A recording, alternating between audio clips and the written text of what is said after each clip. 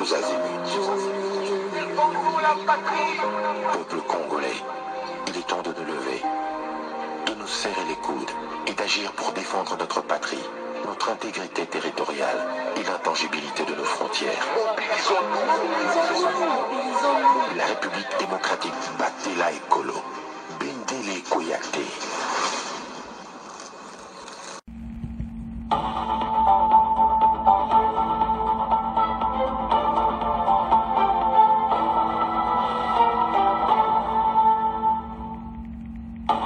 Bonsoir, bonsoir, bonjour, c'est Congo News 24. Bande Konanga, comme toujours avant de commencer notre émission, nous disons merci à Dieu. Nous disons merci à nos chers abonnés et téléspectateurs qui nous suivent partout dans le monde et en RDC. Bande Konanga, soyez les bienvenus. À la une, chers téléspectateurs, on va commencer cette émission, Bandeko. Arrivée de Kabila dans la partie orientale sous contrôle de RDF M23. Retour annoncé, Bandeko. Bon, mona Kabila. Azokota sukinzela Goma. Soki wapi. Bokoyoka. N'émission yo. Ndenge balobi. Alors, Bokoyoka, Bandeko. Et ça somme. Deuxième point, chez téléspectateurs. Cahier des charges de RDF AFC M23 de Kagame dévoilé. Ado. Match Zamoboulou. Retour de Kabila dans la partie est de la RDC. Makambo examiné nao. Bon. Mais oyo nanu ya cahier de charge oyo ezasom. Tout développer ma soul. Chers téléspectateurs, émission d'Abse Bandi et committant tout cela ensemble ma solo ya mboka. Togoban émission d'Abse avec le retour de Kabila. Kabila azokota mboka dans la partie est ya RDC. Ma Congolais boza d'accord na makambo. Bozo mwana teke makambo eza minene. Ndeni toko convaincre bato, ndeni toko bato to komi na situation difficile na mboka. Parce que bango nyonso ba telemi Kabila azoya na nzela ya partie orientale. Bimaki mboko clandestinement. Parce que ba secret belé bimaki selon Bemba, ya Mombondo, ya M23 et tout cela Kabila akimaki mboka. Batu nyonso bayebika ki exil, mais eye mwana menaki azo ya kuzonga. En Afrique du Sud azaine kuna kosola na ba président sud-africain. Makamutu bazo beta ba maso na bango, yelo kola atika ki pouvoir atiki mboka na désordre. Ya kansaki ya au continent yango asala ki jeke aya kozonga lisusu. Alors, na biloko nyonso pays oyo kokozala boite. Tala, lelo ba Congolais bozo comprendre te, mais mokolo président Félix a soutenu en 2028. Makambo bokomona. Président Félix a sauvé RDC. Kabila a tuaki mboko en otage na Kagame. Bango bazai ko diriger mboko ensemble avec Kagame. Oh, Kinshasa zoloba makambo fo wutanana et pas Kagame. So tale mission le au moins l'élection photo na ba kende baranse mana biso kune pa na bango. Baza bato balingi mboka na biso ti. Tant tozota les opesa mawa pasi. EDC oyo lingi yango te. Mboka vraiment ozotala mboka boy. Congolais. Tala makambu. Ozomona clairement était c'était planifié. Naza côté kuna to koti ba butubu boteli Goma boteli Bukavu après ngana koya na okote la penzela wana. Mais aye ba eti retour na ye kozonga se passe cop na bango échoué ba resirti. Monsieur Zeba Keneti Kinshasa. Kabila doit pouvoir officiel ya Babuna Makasi Kabila zonga président de la République. Et ko salamati. Biloko tout ba sala, makambo tout ba sala. Et ko simba te na mboka na biso. Nous avons récupéré ces pays. Bogozwango le sud. Kangi ba accord politique. Mais FCC cache en ce qui tozala ki nango chilelo. Mais mboka yenza kana mabo Kagame. FCC cache en ce Kagame na kati n'est-ce pas? Boza o mona teso ba sali même ba répartition ba ministre. Bozo mona te ke côté na nzambe bato ya. Donc les postes régaliens bazui armée ka bazo wela armée bazui pour pas continuer ko boma armée. Bolanda ki FCC cache le basa gouvernement. Kabila agi nyonso azaye na mboka oyo. Akosala RDC boiti. Faut zapper na motema mo boko rekonde ces pays peut bénéficier na pays. Nous continuer ko salama bi mais batu baza komona peuple aza mal à l'aise azotala makambo wazopesa ba peuple kanda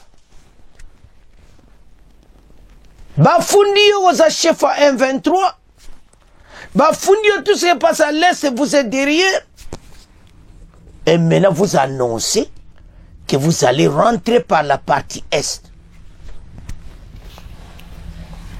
Est-ce que tu veux comprendre? Au côté RDC na partie est, parce que yebi que so côté na nzela katanga ba okangayo.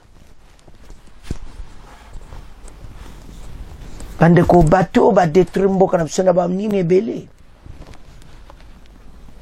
Tozoya na ba cahier de charge à bateau, même il y a 123 AFC.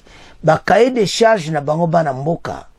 Bokoyoka na deuxième point metozoya kuna. Alors Kagame Kabila basala ki cop na bango. Maintenant le kola mweba ya su Kinshasa ezate to négocier est wana. En tout cas bateau yo. Bande ko tala to telema pona mboka. Eza tamoko mabe.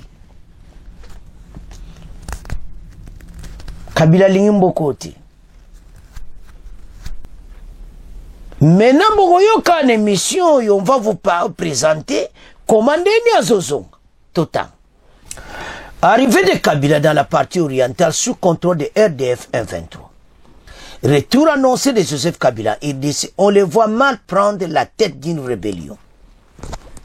Et kozala mabe, même awa, boba komba nino wa français ba lobike, et ça prend mabe, ba mona Kabila en tête à rébellion, na moi makasi.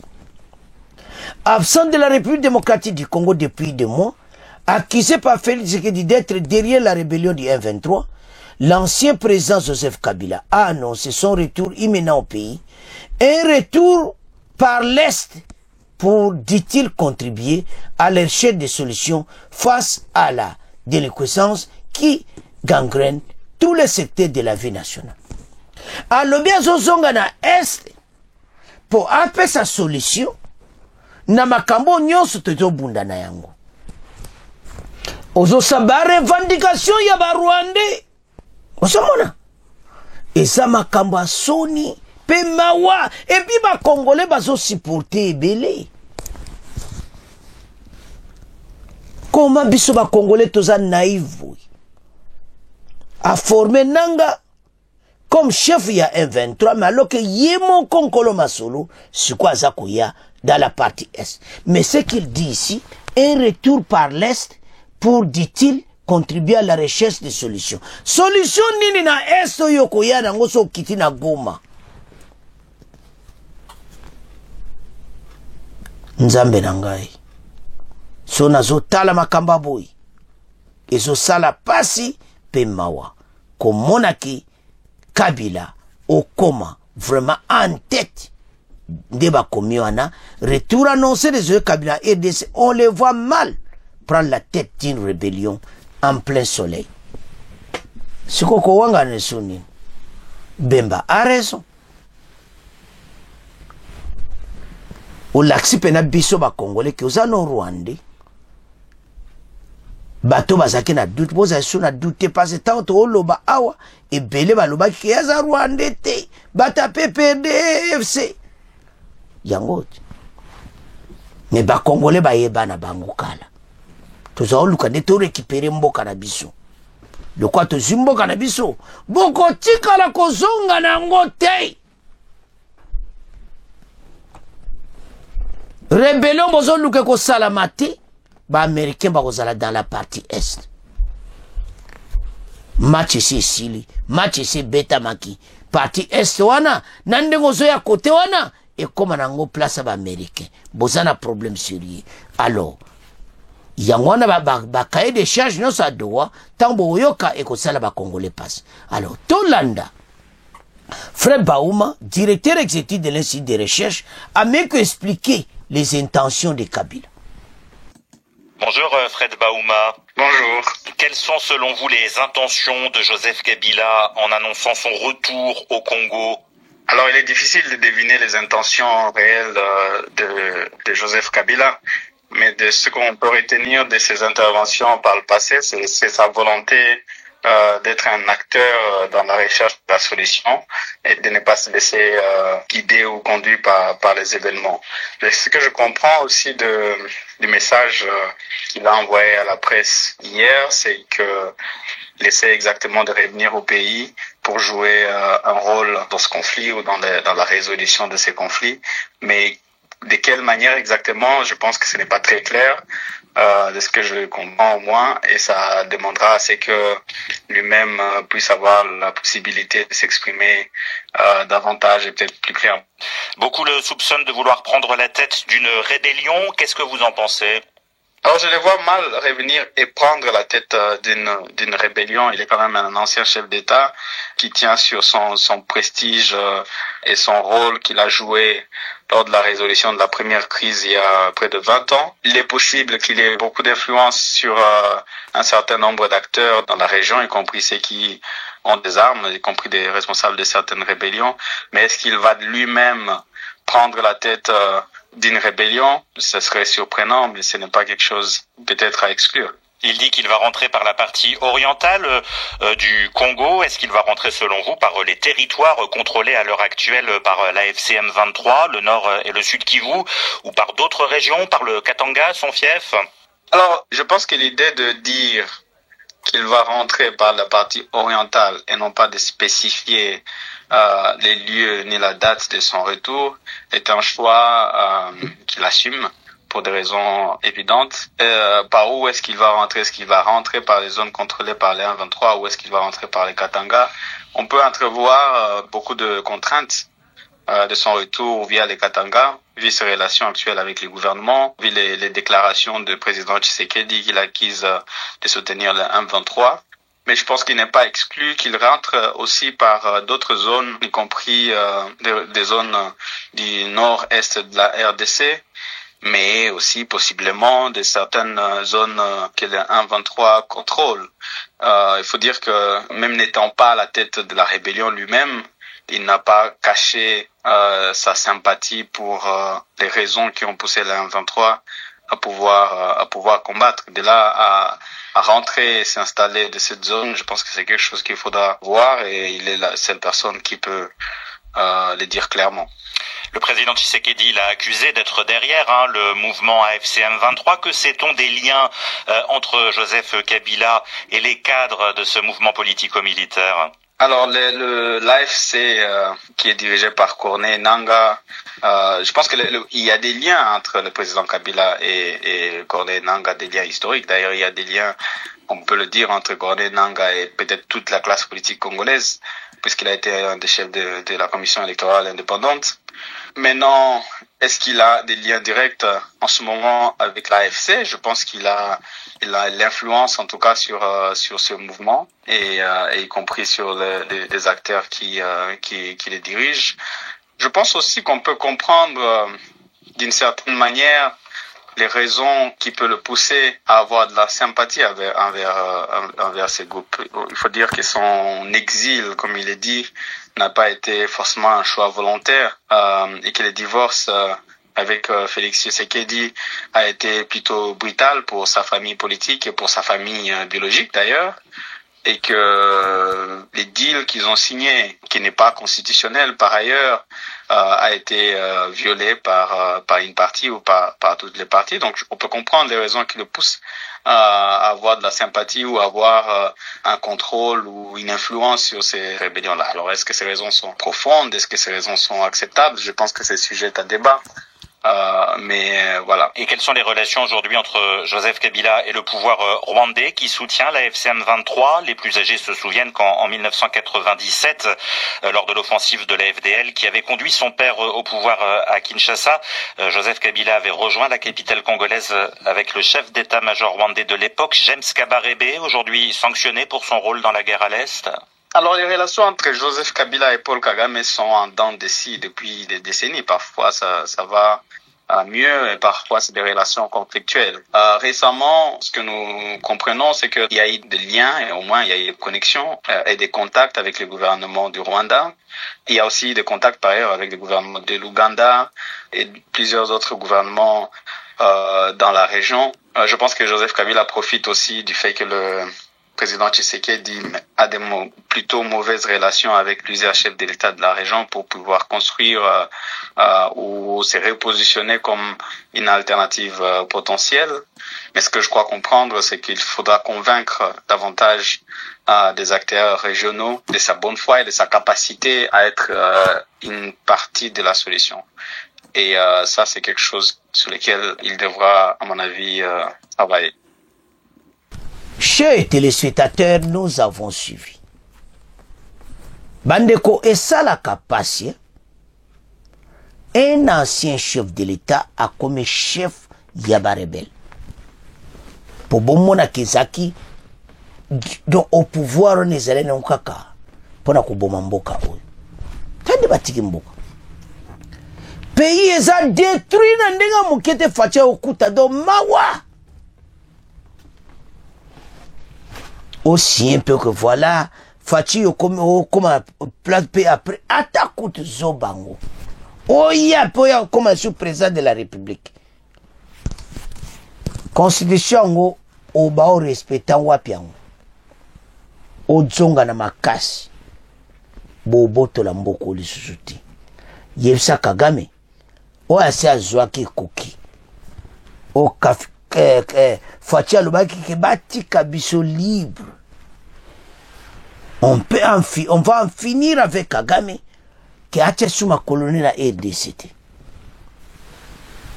Pendant que soto otala makambo ezo pesa pasi na nenga mukete. Ya ote sa Congolais était tokeba. Batuyo ba détruire RDC, batuyo ba salibiso mabe. Le lotal n'est pas tout commis. Ça fait mal.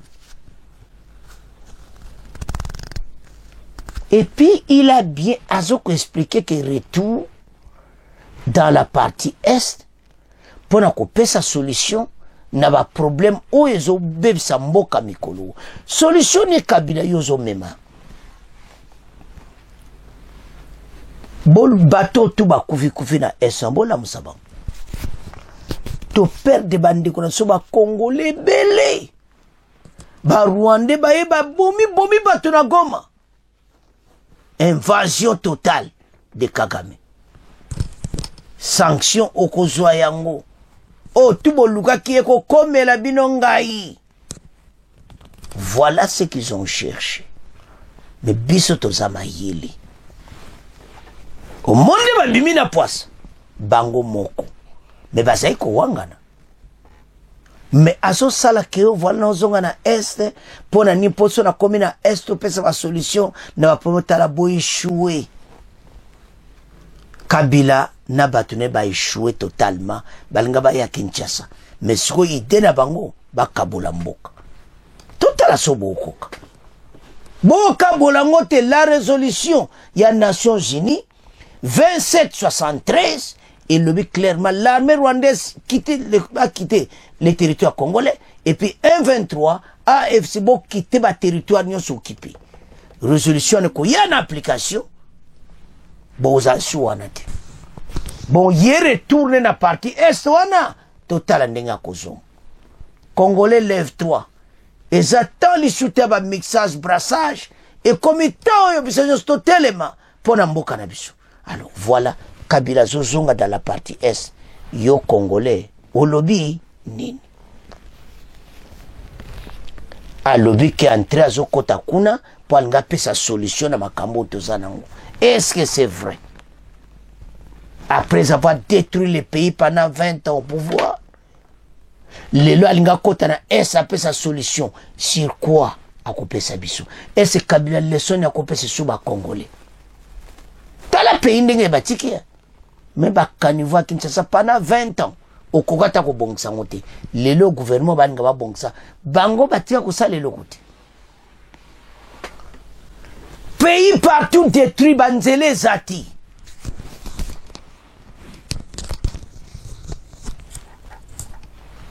Zamawa, mais bandeko makambo tozoloba, retour à Kabila, azana problème sérieux. Ba Congolais pena sikoyo, ba confirmer pena origine.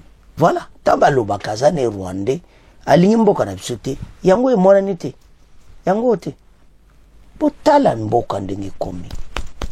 Bandeko zo sala passe na ndenga mukiti. Ça fait du mal, mais Congolais botelema. Bola mukapona mboka et nous allons vaincre cette guerre. Alors, to tiki retour à Kabila na maboko na bino. To komo kende sikoyo na cahier de charge ya AFC M23 RDF à Doha. Baye lelo ba pese cahier de charge na bango. Mais tant que to tanga ngo pesa ba Congolais mutu passe. Ça veut faire du mal, mais bon supporter. Et que les catétoloba que Masola doa eza mabete mais est-ce que Kosimba Kagame a préparé souka na cahier de charge kaka makambo tolinga kati mais ba souki na point moko ya mixage brassage ba comme na problème parce Assemblée nationale a sa voté résolution mais bazo senga Assemblée nationale a longo la résolution wana point bango muneno baena ba généraux rwandais baba pona libela ba généraux Kagame ba colonel Kagame bobo sana FARDC bozonga isuti Motinyo sauti na groupe armé akugo s'intégrer jamais na FARDC soko limbokota na réserve armée bokene kokote pa ba wazalendo baza mon makambo na mboka nde makambo eza match za mobulu. Alors, maintenant, ba sengi première condition na bango ba meka ba lobi protection na bango à Doha. D'une manière d'une autre, bazo ba kanga bango ba kende ce pays. Doha préparer bango ba tadi ba sa bango mabete. Tango toke na ba pona moko bolo ba o batu yo Kagame. Ça se voit clairement, ils ne sont pas là à Doha pour la paix. Ils sont à Doha pour remplir les formalités. Après, ils vont dire, voilà, on ne s'est pas entendu. Tout le monde a bitumba. Et boye baba na plasti. Taka mukobozo mbokuta ba Américain bazadia na Est. Ezaya koyinda. Totang. Ah là là. Cahier des charges de RDF AFC M23 de Kagame. Dévoilé à Doha, suivez live. Les pourparlers entre le gouvernement congolais et les M23 débutent ce mercredi à Doha, capitale du Qatar. Cette rencontre cruciale, organisée sous la médiation discrète des autorités des Qataris, vise à avancer vers une résolution pacifique du conflit qui ravage l'Est de la République démocratique du Congo. Dans un communiqué relayé par Stani Boujakira, correspondant de Jeune Afrique sur son compte X, ce mercredi 9 avril, alors que les deux délégations se trouvent actuellement à Doha pour les pourparlers, la délégation du M23 a soumis la médiation qatari un cahier de charges détaillant ses revendications et ses conditions pour une éventuelle escalade. Hey! Kagabe na bana na ye, amemi bango bena na tolo bango amisat. Oyeli biso nino cahier de charges yangwan. Tatoyo. Parmi ces conditions présentées,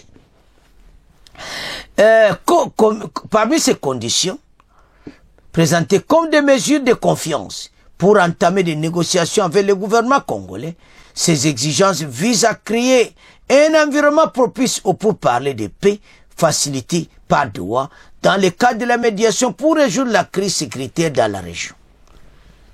Balobi, que cahier de charges na bango, ils ont créer la paix. Bazana a besoin de paix là, comme ça, tous en attente moko yamalam. Les exigences de AFC M23 incluent une délégation solennelle de Félix Tshisekedi, s'engageant publiquement au dialogue direct avec AFC, ainsi que l'abrogation de la résolution de l'Assemblée nationale du 8 novembre 2022 concernant le brassage ou l'intégration des groupes armés au sein des forces de défense et de sécurité. Au monde qui bossala qui on pona bon. Au monde bosuki ba sengi président Fatialo ba publiquement qui a reçola na bango et puis ba sengi Assemblée nationale alongo la résolution il y a du 8 novembre 2022 concernant le brassage ou l'intégration des groupes armés au sein des forces de défense. Ils ont déjà voté.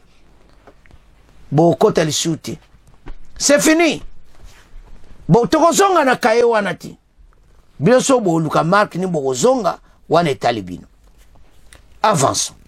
Les rebelles exigent également l'annulation des condamnations à mort, des poursuites de mandats d'arrêt contre les dirigeants et les cadres de AFC M23, ainsi que la libération des détenus civils et militaires arrêtés ou accusés de convenance avec AFC M23.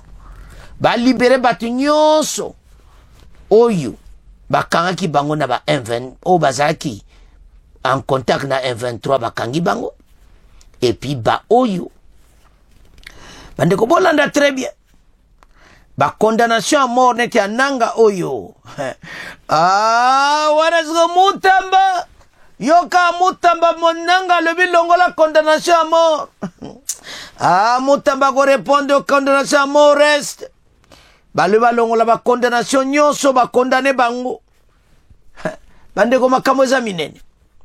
Alors o bale wa kiyinda kaka ba libérer batran to bakangaki. En outre, ces mesures, la rébellion souhaite que Kinshasa mette fin à la criminalisation des discours de haine ainsi que les actes de discrimination contre certaines communautés et le déni de nationalité à l'encontre de certains d'entre elles. Makambo za minene to développer masou. Bande ko to tangi. Au moment que gouvernement sobaki mayele mixage brassage et simba soute. Résolution Assemblée nationale bango kuna bakio senga balongo la résolution wana. Mais basi ba votati.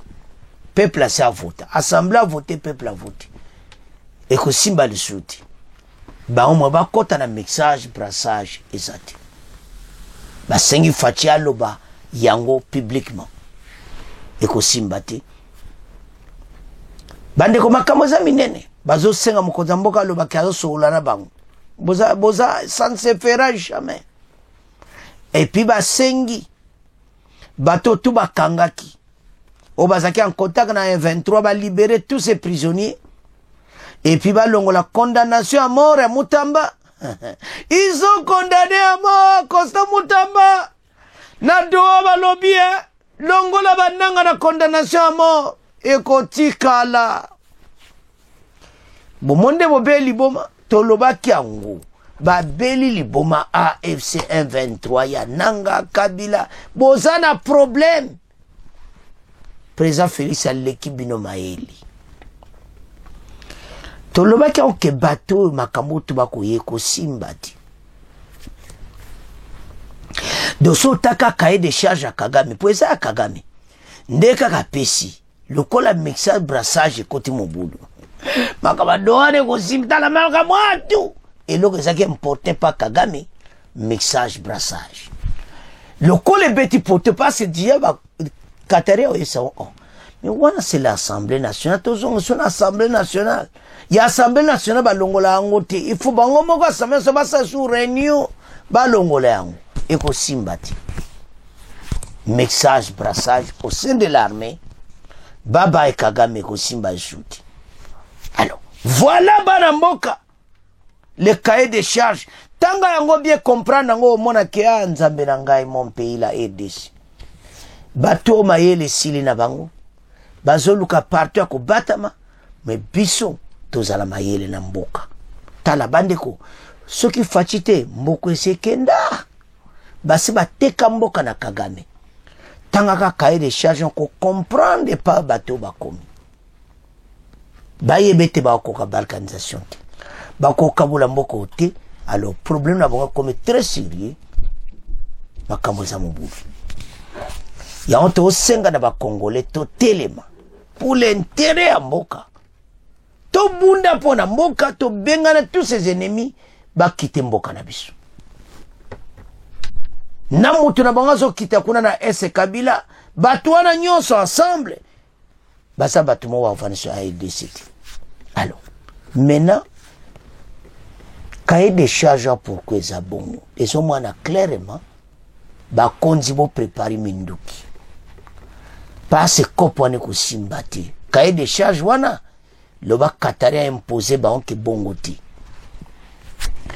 ceux qui ba insister ka bongo pour biso to ndimati voilà le problème et pas bitumbe ko zonga na est ta bitumbe ko zonga ba tuna pona nyompo ba linka brassage mixage Kagame sans mixage brassage comme va minéré ko simba ti. Et maintenant ba sengi mixage brassage mais batango banani le tuti rwandais ba kota na kati ya FARDC ba ba posa ba généraux ba colonel ça ne marchera pas comme ça. Alors deux ba comme na point deadlock ale mbala moko et comme voilà bitumbe kozon ba konzi bo somba ba arma makasi wana bo somba oyo pena soke bwaka kabatwara tu basili parce que ko suka na ndenga malamu tende to okeni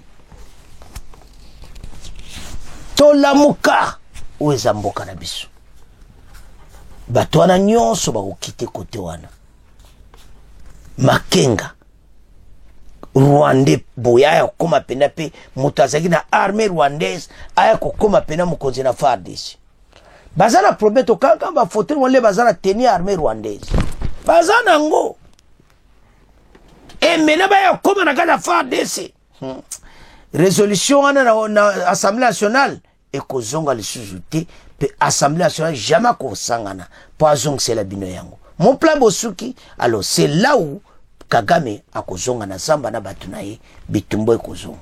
Kagame a été bien préparé. D'abord Kagame a contre makambo. Kagame liba masolo ti. Ba solo ti na ndenge zo betama. Kagame zo benga en formalité. Po soki makimi ekoti Kagame a bebi naye. Maintenant mixa brassage soko simbité. Kagame kozonga bitumba biso to kozana bino mayele. To récupérer mboka na biso boko tika na kozwa yango lisuti. Alors voilà moi na mboko sommet de l'état to récupérer mboka biso nyonso sima ya FARDC bendele koyate bato so banga bazonga match za mobulu cahier de charge eko simbate. Alors c'est à ce point que comment clôturer mission na biso pour continuer ko s'abonner. Au revoir, à la prochaine.